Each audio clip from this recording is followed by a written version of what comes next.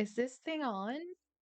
Hi, I'm back. I know I've been back so many times over the past years, but I'm back again. So I'm in a new setting. I think my last video was also in the new house. So we bought a new house. Life has just been lifing a lot. We also got a new puppy, Kiwi. Yeah, life has just been doing a lot. My job has been very, very demanding as well, but I am still a cozy gamer at heart. I really miss the community. I miss making videos. I miss just playing games, honestly, a lot obsessively and chatting about them. So that's why I'm back. And I still want to talk about my favorite console ever, the Steam Deck. Also my mic. I don't know, I still have to work on my setup because this ain't it, girl. The Steam Deck, I just gave her a little makeover again with just the accessories already had. So like this little case and these ditto, whatever you call these. Still love her, still playing a lot of games. So I just want to talk about some new cozy game releases that have either just released, probably by the time you're watching this, some of these have released or are still set to release this year. For the Steam Deck slash PC gamers out there, some of these might also, or actually are confirmed to also come to console as well. So some of these are definitely coming to the Switch too. Anyway, they for sure will be coming to PC, and I've tested one of them already on Steam Deck. So let's dive into it. So the first game that I want to talk about is Tales of Seikyu, if I'm saying that correctly. So this game releases in early access actually today, the day I'm filming it. I'm not sure if I'm able to edit this video and get it out to you as well, but it releases on the 21st of May and it releases on PC in early access. The regular retail price of the game is 25 euros or $25 or £20. I do believe that if you buy this in the first week of release, you do get a 10% discount. So, that might be something worth checking out. So I've actually been able to play a little bit of this game pre-release thanks to the devs publishers for sending me like a review key. I have been really enjoying my time. Honestly, yes, could benefit from some more polishing, more graphics wise. Like my Steam Deck was overheating a little bit. I have been playing it solely on Steam Deck, by the way, because I immediately wanted to know what it would be like on Steam Deck, and honestly the controls work perfectly fine. Steam Deck is currently saying that it's not supported or whatever. I have had no issues whatsoever. Controls work perfectly fine. Also, the text is definitely big enough, which can sometimes be an issue I've noticed with games that have been developed for PC. I'm playing them on Steam Deck like handheld. Sometimes the text can be so small. I'm like, do I need extra glasses? Because I'm already wearing my glasses at night. This, no issues whatsoever. However, the devs have said that currently they would recommend to play this on PC with like mouse and keyboard because controller support apparently isn't entirely optimized yet. I have had no issues at all. The one thing I've had some issues with is sort of like optimization. Like my Steam Deck overheats, sometimes stutters a little bit, and I've had to play on medium graphics actually. So I mean, the graphics, overall graphics aren't like the best of the best already, and so in medium you do notice that. But besides that, I've honestly, like, the game itself is so much fun. I think it has a lot of heart. I can definitely tell that this is one of the games where they've actually focused more, or at least put a lot of attention to character development, story, plotline, world building. I really like the world and the lore. I think, yeah, I don't know, it feels like they have some good writers on the team. I don't know. I don't know anything about game dev, but that's what it feels like to me. The unique part of this is that this is actually in a world set with yokai, which I do believe are like Japanese spirits. Let me look that up actually, what it is exactly. Okay, so yokai are a diverse and intriguing collection of supernatural beings from Japanese folklore, encompassing a variety of forms such as monsters, ghosts, gods, and possessed humans. Their name, derived from characters meaning bewitching and mystery, reflects their enigmatic nature. So they are from Japanese mythology, which I just think is so cool. Also, the design of the whole world does feel pretty Japanese to me, like sort of more rural, ancient Japanese, which is very cool. So in this game, you can settle into your magical new life in a world of yokai, harness your powers of transformation to manage your farm and explore the world, grow bonds with extraordinary islanders, and uncover the secrets of the Seikyu. Adventure, magic, and romance await in this enchanting farming life sim. So the game features a heartwarming tale of family, friendship, and love, which I have to say I've already experienced a little bit because you're traveling with your little sister. I believe her name is Kon, just from the top of my head, and she's this little fox, and you are also a fox yokai, but you're in your human form because you don't know how to transform into your fox form yet. So yeah, like I said, so far I've been really enjoying myself. Do keep in mind this is early access, and I have read in the Discord, but I'm not entirely sure if that's still accurate, that maybe when 1.0 releases, you might not be able to keep your save file, which is always something I'm a little bit hesitant about with games that are quite expensive and require you to grind maybe a couple of hours to unlock everything. So keep that in mind. That might be a thing. However, I would still recommend to check this out if any of this sounds interesting to you because I've been really enjoying myself. Next on my list, I can't wait. It looks so exciting. It's Rune Factory Guardians of Azuma. I was so sad when this got pushed back because of the nasty, nasty orange man. Like, he has to ruin everything for everyone, like, globally now. So, if you haven't heard, this was actually supposed to release already, like, somewhere in May, I believe. Due to the tariffs put on products imported from China to the US, they weren't able to import lots of the materials for the like special deluxe edition, which I had actually pre-ordered, but at some point I canceled it because I was like, I could use the money for something else, basically. So now I just plan to just get the game. Anyway, because of that, they decided to push back the entire game release. I'm pretty sure, anyway, that was the reason why it's been pushed back. So now it's set to release, I believe, on the 5th of June. It will release on the Switch / the Switch 2, which there's a whole I don't know, that's also part of why I canceled my pre-order because I pre-ordered the deluxe edition for the Switch and then the Switch 2 got announced and now the game will release on Switch 2, but you have to buy like an extra upgrade or something and I'm not sure how the Switch 2 is going to run. I'm not sure if I want it yet. So I was like,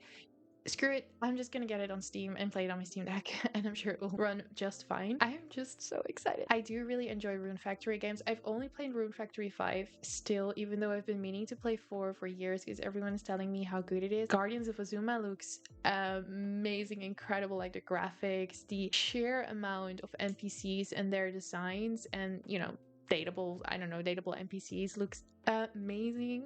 Like, I'm so excited. It also looks like it's gonna have a really cool storyline. You can get 2 protagonists, like a male protagonist or a female protagonist, and then if you play, say, the male protagonist, you can also actually date the female protagonist or the other way around, which I think is very unique. There's dragons. That's all I really need to know. There's like dragons involved in the main story. Sign me up. I'm there. Gameplay wise, it looks just like the traditional Rune Factory games always do. So you have the RPG battle fighting parts of it, which honestly the fighting looks super fun. I think there's probably gonna be magical powers involved as well. But then you can also spend your days at home, like harvesting crops, enjoying fishing and cooking, or building community with fellow villagers, which no matter which protagonist you choose, you're free to find love, get married, and even start a family with any of Azuma's eligible singles. So thank God there's no restrictions and you can pick and choose whoever you want to romance. You don't need to be a certain gender to do that. So that's great. What makes this so special as well is that there's this earth dancer mechanic to it. So you can perform dances that make flowers bloom on dead trees, unleash powerful attacks on your enemies, and heal your comrades. And it looks just, I don't know, it looks pretty. I like it. You can also build your village, so you can freely arrange fields, buildings, waterways, and even terrain within specific areas of villages. What goes where is up to you, which I don't know, I'm just so excited. I know games are like cozy games especially are always marketed as this like the new Animal Crossing and Stardew Valley, but honestly it does seem like it has so many great aspects of RPG elements, but also, the more Animal Crossing village building type. Animal Crossing New Horizons specifically is what I have in mind there. And then also, just traditional farming, more so with Stardew Valley. I don't know, it just sounds amazing.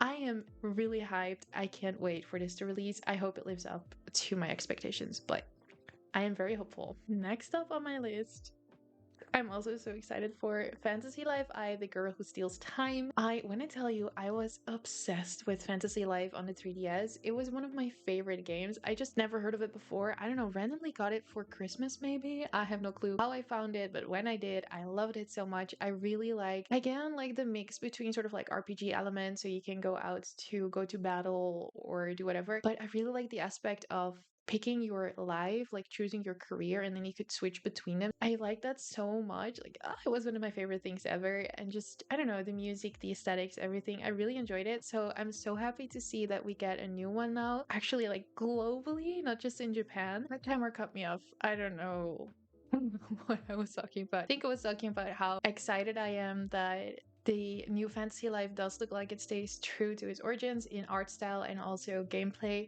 It just adds a lot of like quality of life stuff, which My favorite thing when it comes to nostalgic games, you know. So in this fantasy life, you also can freely switch between 14 unique jobs, which they call lives, which is so exciting. You can fish, cook, shape the island to your liking, or team up with friends to battle monsters across the vast world. It's up to you to choose what kind of life you'll live. So it does have multiplayer. You are an adventurer who sets sail with the archaeologist Edward and his team. Following the light emanating from a dragon's fossil, you discover an uncharted deserted island. A fast abyss, a dragon made of bone, and a girl's message that begs you to save the world. Travel between the island that thrived 1,000 years ago and the present day island to unravel the mystery of its downfall. So the plot also has a lot of time traveling, which is very interesting. Collect ingredients or materials with gathering lives, create weapons or cook dishes with crafting lives, or fight monsters with combat lives. You can switch between any life at any time, creating a life that's uniquely yours. So yeah, again, something I'm just really excited for. This one also releases May 21st. Honestly, I'm already forgetting to tell you about the retail prices. I believe this one is pretty hefty. Yeah, I can actually see it on Steam right now. It's 60 euros. Anyway, that one releases May 21st, and it also releases both for Nintendo Switch and PC, so you can play it handheld on whatever console you prefer. Also, I forgot to say that Tales of Seikyu will most likely also like at some point be released for console. I'm pretty sure that's like the ultimate goal, but right now it's not available on console yet. Same for the last next final game on this list, which is Starsand Island. So I actually recently backed Starsand Island on Kickstarter. The Kickstarter campaign, I think, is currently still running, so you can check that out for yourself if you want to back it. I just chose the tier that would give you a game key. It looks really fun and promising, and some of my friends have also backed it, so you know, we're doing it together because it's supposed, I believe, to have multiplayer at some point as well. On Steam, it's actually saying that it has a release date of Q4 of this year, which, you know, the end of this year, I think is pretty ambitious for a game that currently is running a Kickstarter campaign, but I don't know how far along they are, and it might also release again in early access, like loads of more indie games are doing, I think. Luckily, the Kickstarter goal has been reached and then some, so I do feel pretty confident that we'll eventually actually get to see an end product. You know, I'm getting a little bit worried about Puff Pals Island Skies, if you guys have been keeping up with that development. That's been taking a while. So in this game, you get to go to Starsand Island, which is a subtropical paradise with year-round balmy weather. Locals here live by ancient traditions of harmony with nature and the ocean, earning its poetic name, the Star in the Sea. The island is star-shaped with varying elevations, higher in the north and lower in the south, and distinct seasons that offer seasonal wonders. So the devs are, you know, inspired, of course, by Stardew Valley and also my time at Sandrock. But, you know, they've incorporated their own elements into it. You can, of course, become a farmer and just be among the animals. You can also become an explorer, riding an e-bike along the coast, exploring the ruins deep in the jungle, or just be a fisherman who enjoys the present, goes fishing, and quietly enjoys the golden sunset pouring against the sea. I really like the art style for this one. It's more anime inspired, if I dare say so, and I think the bachelors that we've already seen are really like beautifully designed as well. Devs have also in their updates said that they've been inspired by like the childhood anime, so there's references to Shin-chan in there, there's a reference to Cardcaptor Sakura. So honestly, I don't know, I really dig the whole more anime aesthetic and influences in the game, so I'm very excited for it. But we'll have to see, you know, this is very early in development still. I'm excited though, and I'm also excited to see how it will run on the Steam Deck eventually, but I'm otherwise just gonna play it on PC. So yeah, that's it for my little list of cozy game releases that I'm just really looking forward to. I'm so excited to play. Some of these are, you know, 3 out of the 4, honestly, you can probably already play by the time you're seeing this, or like almost. And the one we have to wait until the end of the year, probably. But still this year, so very exciting. Let me know what new game releases you are looking forward to or have been enjoying lately, because I have been a bit, you know, in the dark, not really in the loop anymore, and I'm trying to get back into it. So I probably have missed so many games, so definitely let me know. Thank you so much for watching this video, and I will see you in the next one. Bye bye!